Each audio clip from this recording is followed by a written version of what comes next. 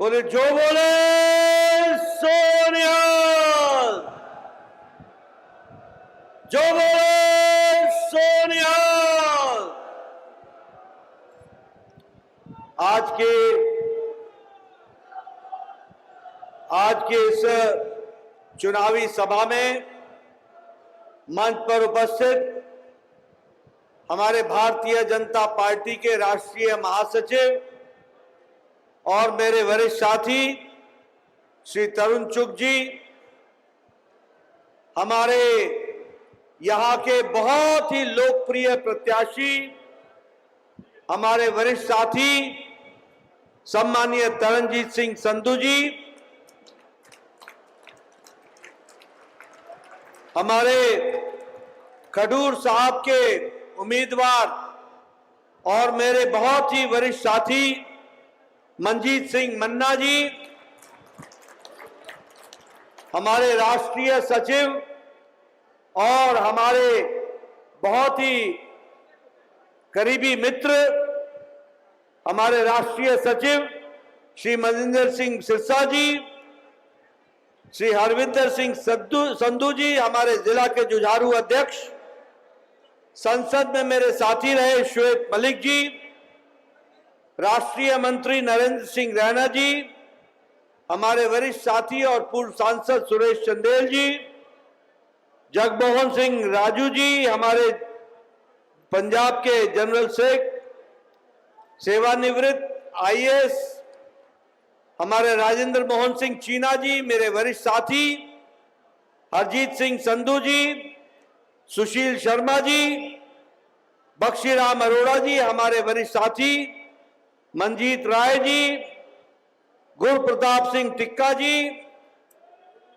मंच पर विराजमान सभी वरिष्ठ नेतागण और यहां इतनी बड़ी संख्या में, इतनी गर्मी में, इतने पूरी जोश के साथ, पूरे उत्साह के साथ एकत्र आए देवी और सज्जनों, मेरे नौजवान साथी और मीडिया और प्रिंट मीडिया के मेरे साथी, ये मेरा सौभाग्य है कि मुझे आज अमृतसर की पवित्र नगरी में आने का सौभाग्य मिला है, जहां सबसे पहले तो मैं हरमंदिर साहिब में अपना शीश झुकाता हूं और नमन करके अपनी बात को प्रारंभ करता हूं। मैं माता दुर्गाना को और हमारे भगवान वाल्मीकि को भी नमन करके अपनी बात को प्रारंभ करता हूं। मुझे खुशी है कि हमारे सिख गुरुओं ने नहीं सिर्फ पंजाब में, नहीं सिर्फ देश में, बल्कि दुनिया में राष्ट्र भक्ति का संदेश और समानता का संदेश पहुंचाने का काम किया है।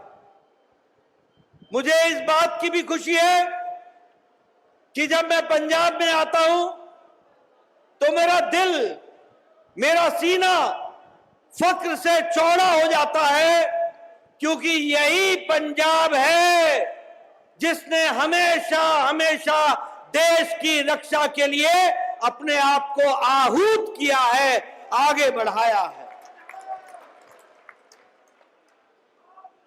और मैं पंजाब के युवाओं को, पंजाब के शहीदों को, जिन्होंने जब जब देश की आवश्यकता पड़ी तब तब अपना लहू दिया है, ऐसे नौजवानों को मैं नमन करता हूं और उनका आशीर्वाद लेकर के मैं अपनी बात प्रारंभ करता हूं।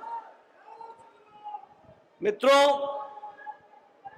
अगर मैं कहूं भारत के तिरंगे के बारे में, तो वो तीनों रंग मेरे को हमारे पंजाब में दिखते हैं। मुझे पंजाब में शहादत का लहू दिखता है, मुझे पंजाब में सद्भाव का सफेद दिखता है और मुझे पंजाब के किसानों के माध्यम से हरियाली की क्रांति दिखती है, हरित क्रांति दिखती है। इसलिए चाहे देश में मुगलों के खिलाफ लड़ने की बात हो, चाहे जालियांवाला बाग में अंग्रेजों के जनरल डायर से लड़ने की बात हो, पंजाब ने हमेशा अग्रगणी राज्य के रूप में देश की रक्षा की है। ऐसे पंजाब को मैं नमन करता हूं और आशीर्वाद लेता हूं। मित्रों, मैं यहां यह भी कहना चाहता हूं कि जब कोरोना आया तो चाहे प्रदेश का किसान था, चाहे नौजवान था, चाहे व्यापारी वर्ग था, सब ने आगे आकर के अपने पंजाब के लोगों की सेवा की है। ऐसे पंजाब को मैं नमन करता हूं और ऐसे पंजाब को मैं नमन करता हूं।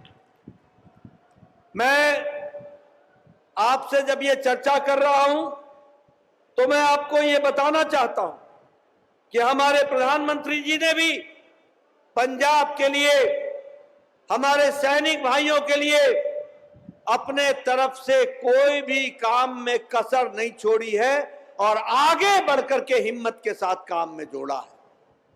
और जब मैं ये कहता हूं तो याद कीजिए, यही कांग्रेस पार्टी थी जो 1972 से लेकर 2014 तक हमारे फौजी भाइयों को बरगलाती थी, धोखा देती थी और 1 रैंक 1 पेंशन OROP को कभी लागू नहीं करती थी।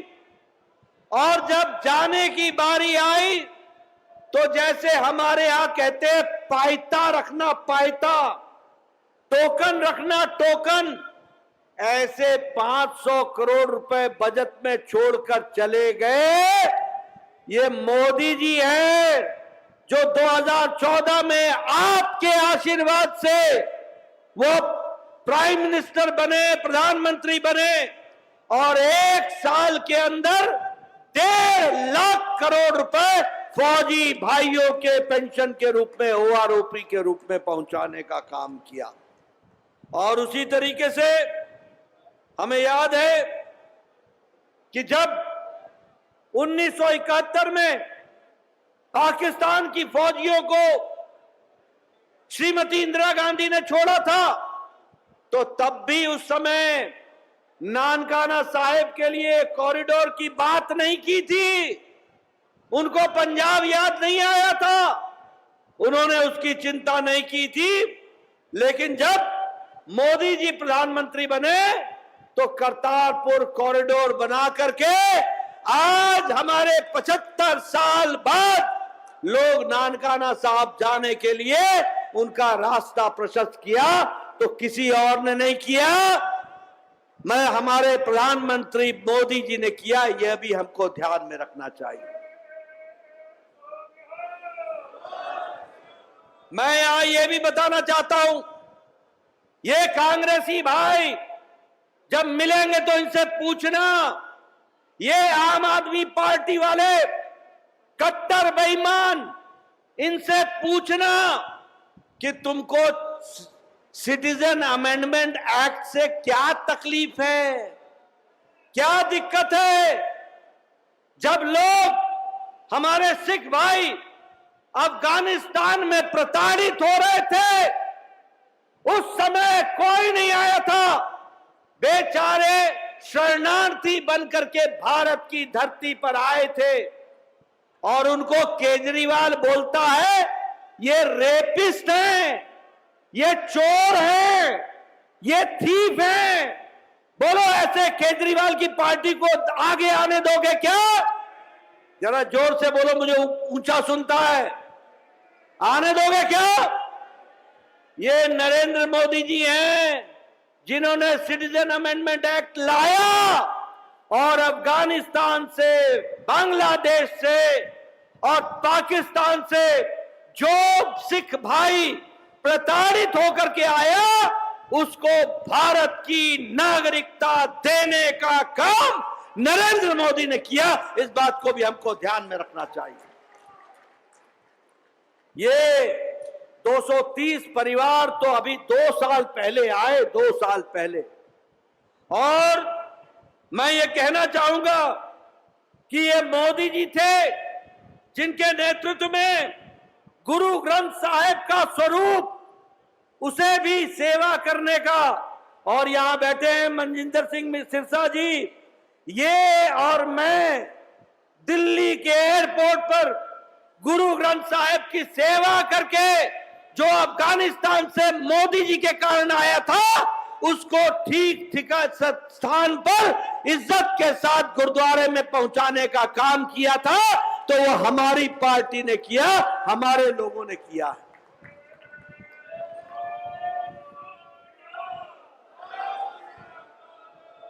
हमारे गुरु गोविंद सिंह जी के शहजादे, उनका बलिदान दुनिया भूल चुकी थी, कांग्रेस भुलाने पर लगी हुई थी।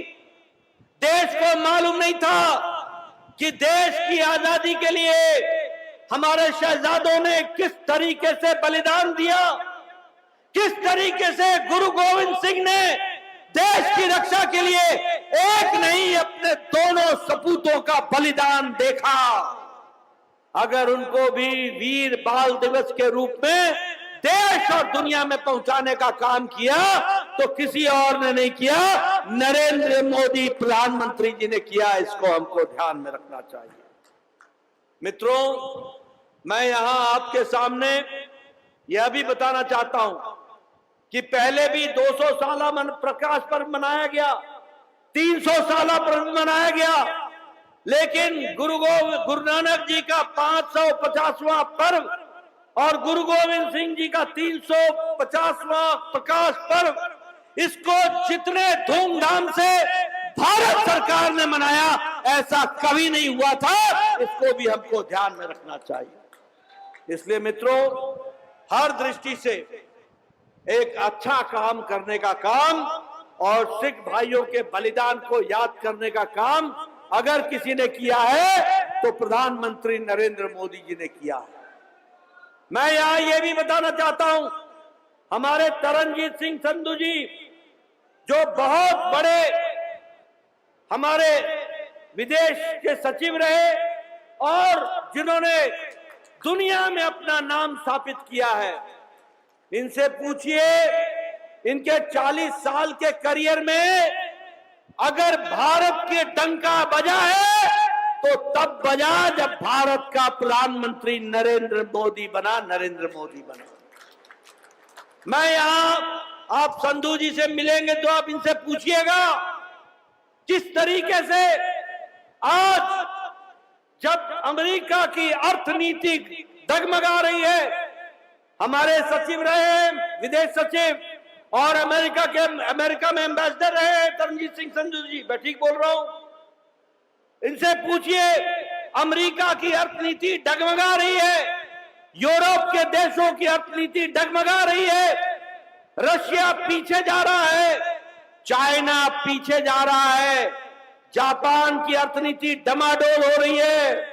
और ऐसे में भारत के यशस्वी प्रधानमंत्री मोदी जी के नेतृत्व में भारत 11वें नंबर से छलांग लगाकर 5वें नंबर की अर्थव्यवस्था बन रही है, 5वें नंबर की अर्थव्यवस्था।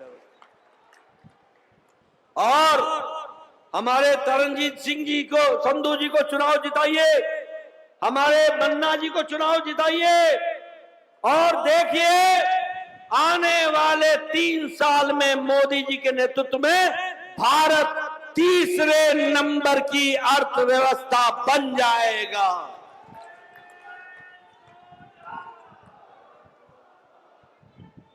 दवाई में भारत आज दुनिया में 2रे नंबर का देश है। सबसे बड़ा एक्सपोर्टर भारत है और सबसे सस्ती दवा और सबसे अच्छी दवा भारत बना रहा है, अमेरिका के साथ कंपटीशन कर रहा है। ये बदलता भारत है।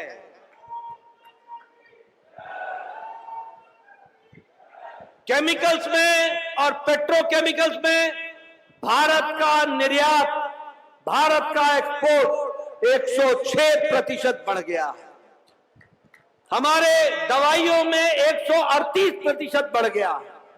स्टील में भारत दूसरे नंबर का देश हो गया, दूसरे नंबर का देश। ऑटोमोबाइल में, गाड़ियों में हम जापान की गाड़ियां सुनते थे, डैटसन, टोयोटा, हम सुनते थे अमेरिका की गाड़ियां, प्लीमथ, हम सुनते थे हमारे अन्य गाड़ियां, और जर्मनी की गाड़ियां, वोक्सवैगन। आज आपको जानकर खुशी होगी कि भारत दुनिया में ऑटोमोबाइल इंडस्ट्री और मार्केट में जापान को पछाड़कर तीसरे नंबर का ऑटोमोबाइल मार्केट बन गया। ऑटोमोबाइल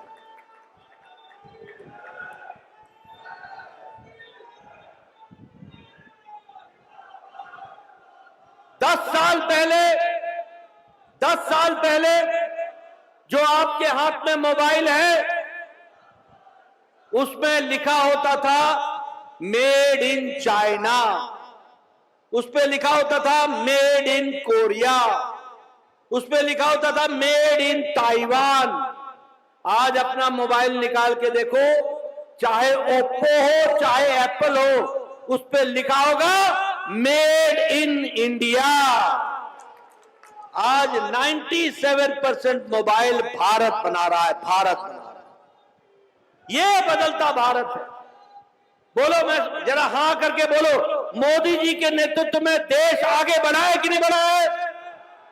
इधर से आवाज आनी चाहिए, बढ़ा कि नहीं बढ़ा? मजबूत हुआ कि नहीं हुआ?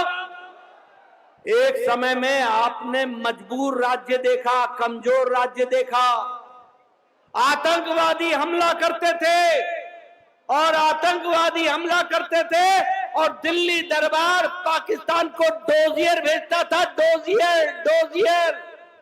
आज भारत का बदलता परिवेश है कि अगर पाकिस्तान उरी की घटना करता है, अगर पाकिस्तान पुलवामा की घटना करता है, तो भारत 10 दिन के अंदर सर्जिकल स्ट्राइक करता है, एयर स्ट्राइक करता है और घर में घुसकर मारता है। यह परिस्थिति आकर के खड़ी हुई है। एक समय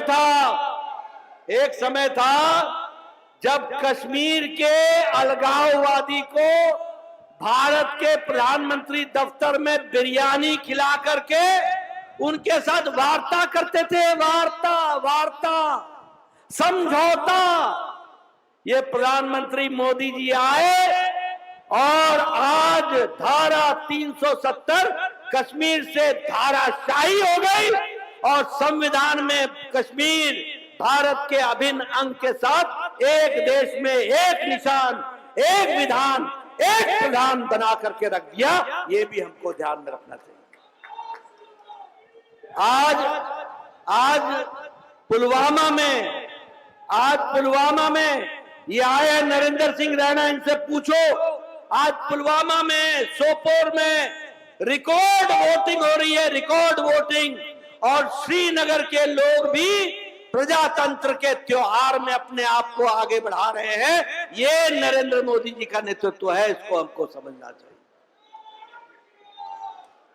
मैं ज्यादा लंबी बात नहीं करूंगा, लेकिन आपको बताना चाहूंगा कि मोदी जी के नेतृत्व में गांव, गरीब, वंचित, पीड़ित, शोषित, दलित, युवा, किसान, इनको किसी ने अगर ताकत दी है तो प्रधानमंत्री मोदी जी ने ताकत दी, उनकी नीतियों ने ताकत दी।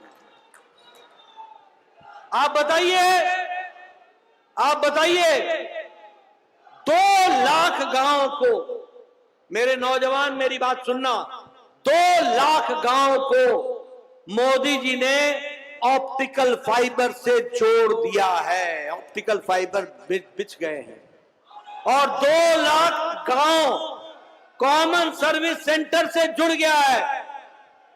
भैया ये जाओ, जरा सा रुक जाओ, मेरी बात सुन लो। कॉमन सर्विस सेंटर से जुड़ गया है।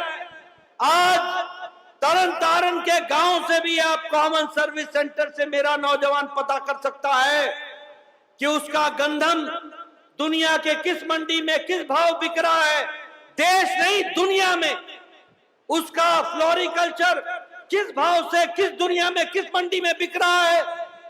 और हमारा नौजवान वो यह पता लगा सकता है कि वह दुनिया की किस यूनिवर्सिटी में अपना दाखिला ले सकता है और वहीं गांव से वो एप्लीकेशन भर के अपना वहां पर काम कर सकता है।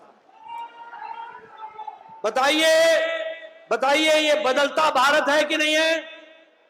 है कि नहीं है? अब मैं आपको बोलता हूं, इन कांग्रेसी भाइयों से पूछना और ये आम आदमी पार्टी से भी पूछना। ये बोलते थे मोदी जानता नहीं है, भारत अनपढ़ है, ये डिजिटल इंडिया क्या करेगा, ये डिजिटल लेके क्या करेंगे। मोदी नहीं, कांग्रेसी और आम आदमी पार्टी नहीं जानते थे, मोदी भारत के सामर्थ्य को जानता था और जानते हैं। मोदी जी जानते हैं। और आज देखो बदलता भारत। आप जाओ अमृतसर के बाजार में, आपको सब्जी वाले की दुकान में भी क्यूआर कोड मिलेगा और डिजिटल ट्रांजैक्शन करता हुआ मिलेगा। ये बदलता भारत है। आज दुनिया का 40% डिजिटल ट्रांजैक्शन भारत में हो रहा है। डिजिटल ट्रांजैक्शन भारत में। बोलो बदलता भारत है कि नहीं है? जरा जोर से बोलो, बदलता भारत है कि नहीं है? ये बैठे यहां सब लोग, ये सब एक्स एमएलए एक्स एमपी रहे। इनसे पूछो, मैं 1993 में एमएलए बन गया था। मेरे इलाके में मेरा वीडियो आके बोलता था, नड्डा साहब आपको एक खुशखबरी सुनानी है। मैं बोलता था सुना पाई, क्या खुशखबरी हैगी, दसो मैनू भी दसो। बोलता तुहानू एक पंचायत च 2 इंदिरा आवास योजना घर मिले ने। बोलो किनू दईए? मैं बोलता था भरावा तू ही रख ले, मैं की करूंगा। 100 बीमार एक अनार, मैं की करूंगा? मैं क्या करूंगा उसका? दो इंदिरा आवास योजना में घर मिलते थे 2। आज मोदी जी ने 4 करोड़ घर बना दिए। 4 करोड़ घर, 4 करोड़। और कैसे घर बनाए? एक एक पंचायत में 50-50, 60-60 घर बने। ड्राइंग रूम, बेडरूम, किचन में सिलेंडर, टॉयलेट, कोर्टयार्ड। और एक बात और मैं बता दूं, एक खुशखबरी सुन लेना मेरे भाइयों, ये आपके लिए भी है। आने वाले समय में आप तरनजीत सिंह संधू जी को चुनाव जिताओ और मन्ना जी को चुनाव जिताओ, मनजीत सिंह जी को। और देखो मोदी जी अगले 3 साल में 3 करोड़ नए घर बनाएंगे। 3 करोड़ नए घर। कोई भी कच्चे छत के नीचे नहीं रहेगा, सब पक्के छत के नीचे रहेंगे। ये काम होगा। और मैं एक बात और बता दूं कि आपका अगले 5 साल में, सुन लेना मेरी बात कान खोल करके और ध्यान से, अगले 5 साल में आपका बिजली का बिल 0 हो जाएगा। 0। एक नई स्कीम आ रही है, उसका नाम है प्रधानमंत्री सूर्य घर मुफ्त बिजली योजना। सरकार के तरफ से हर घर के छत पर सौर ऊर्जा लगेगी। सौर ऊर्जा, सोलर एनर्जी लगेगा, वो लगेगा उसका। और आपके घर के बिजली का खर्चा उस सोलर एनर्जी से चलेगा, सौर ऊर्जा से। जो आपके बिजली खर्च नहीं होगी वो ग्रिड में चली जाएगी, और ग्रिड जब उसको खर्च करेगा तो उतना यूनिट का पैसा आपके घर में पहुंच जाएगा, आमदनी का साधन हो जाएगा। बोलो ये बदलता भारत है कि नहीं है? बदला हुआ भारत है कि नहीं है? तरनजीत सिंह जी को भेजना है कि नहीं भेजना है? मन्ना जी को भेजना है कि नहीं भेजना है? ये समय की आवश्यकता है। यहां हमारे मनजिंदर सिंह सिरसा जी बैठे हैं, ये लंबे समय से विधायक रहे। हमारे बाकी लोग भी, श्वेत मलिक एमपी रहे, मैं स्वास्थ्य मंत्री था। मेरे को ये चिट्ठी लिखते थे, नड्डा जी मेरे इलाके च एक बंदा हैगा, उन्हें कैंसर हो गया है, ओदा हार्ट दा ऑपरेशन होना है, नवा वैल्व पहना हैगा, 2 लाख रुपये खर्च होंगे, 3 लाख रुपये खर्च होंगे।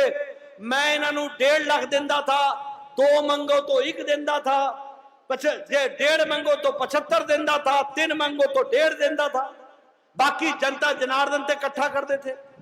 मोदी जी ने बोले नहीं, बड़ा सोच बड़ा, और मोदी जी आयुष्मान भारत लेकर के आए और आज 10 करोड़ 74 लाख परिवार, 50 करोड़ लोग, मेरे पत्रकार बंधु नोट कर लेना मेरे आंकड़े, 50 करोड़ लोग। और कौन है ये गरीब लोग?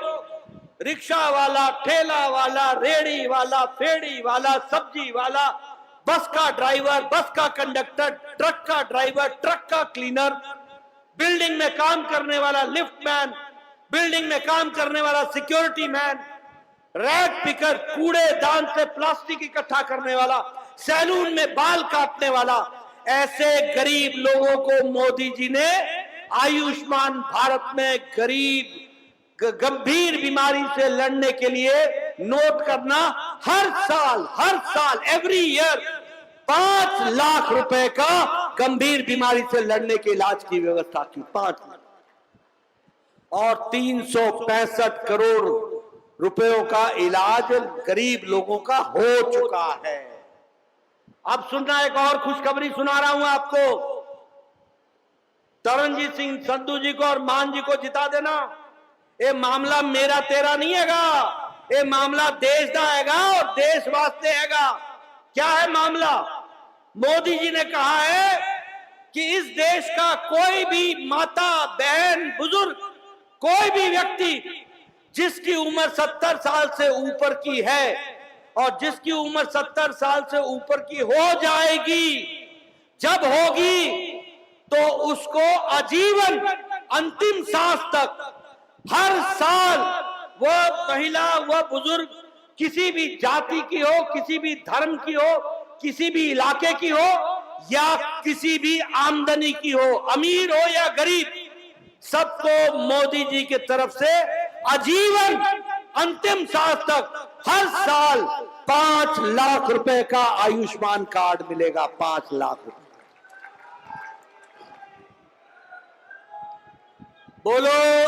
बोलो ये बदलता भारत है कि नहीं है? यहां तो इंश्योरेंस वाले भी 70 साल के बाद हेल्थ का इंश्योरेंस नहीं करते, और मोदी जी ने अंतिम सांस तक इंश्योरेंस किया है, यानी आपके अंतिम समय तक, और कोई भी हो, हम भी 70 के ऊपर के होंगे तो आयुष्मान कार्ड मिलेगा। बोलो ये बदलता भारत है कि नहीं है? आगे बढ़ाना है कि नहीं बढ़ाना है? तरनजीत सिंह संधू को लाना है कि नहीं लाना है? मन्ना जी को लाना है कि नहीं लाना है? अगर लाना है तो विकास तभी होगा, इस बात को हमको ध्यान में रखना। आप बोलो, आजकल हाईवे बन रहे हैं कि नहीं बन रहे हैं? जरा जोर से बोलो, ऊंचा सुनता है मेरे को। हाईवे बन रहे हैं कि नहीं बन रहे हैं? 4 लेन बन रहे हैं कि नहीं बन रहे हैं? 6 लेन बन रहे हैं कि नहीं बन रहे हैं? कॉरिडोर बन रहा है कि नहीं बन रहा है? इकोनॉमिक कॉरिडोर बन रहा है कि नहीं बन रहा है? एक्सप्रेस वे बन रहा है कि नहीं बन रहा है? एक विकास की नई कहानी लिखी जा रही है। आप बताइए, रेलवे पंजाब में 19 गुना रेलवे का बजट बढ़ा है, 19 गुना, 19 टाइम्स। और आप बताओ, अमृत भारत में स्टेशन नए बन रहे हैं कि नहीं बन रहे हैं? और वंदे भारत ट्रेन चल रही है कि नहीं चल रही है? और हाई स्पीड ट्रेन चल रही है कि नहीं चल रही है?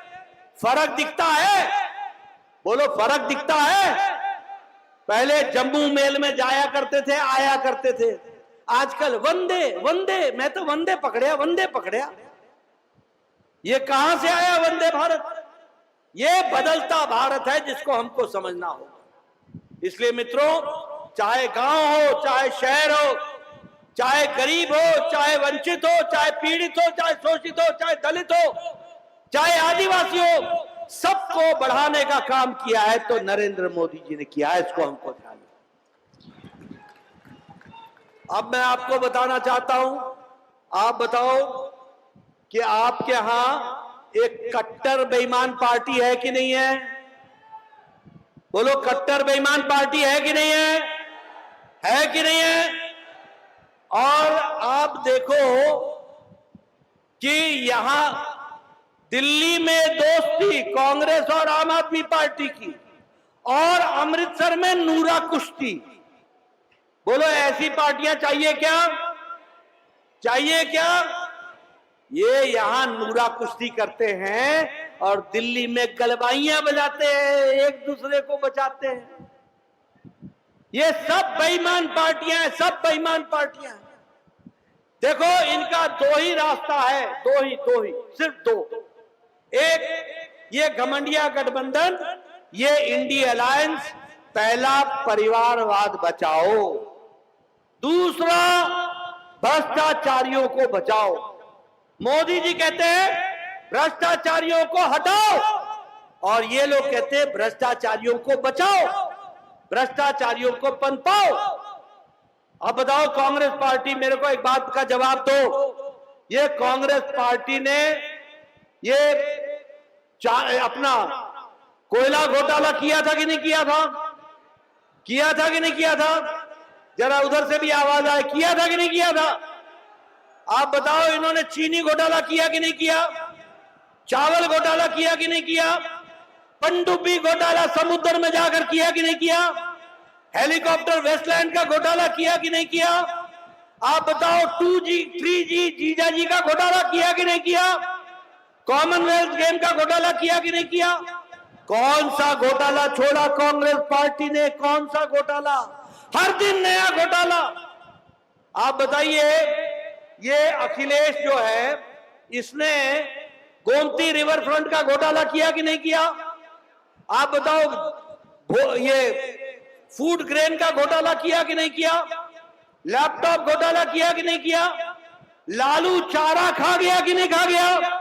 देश दुनिया की हर खबर सबसे पहले देखने के लिए फॉलो करें Dainik Savera TV, YouTube, Facebook, Instagram, X और व्हाट्सएप चैनल पर।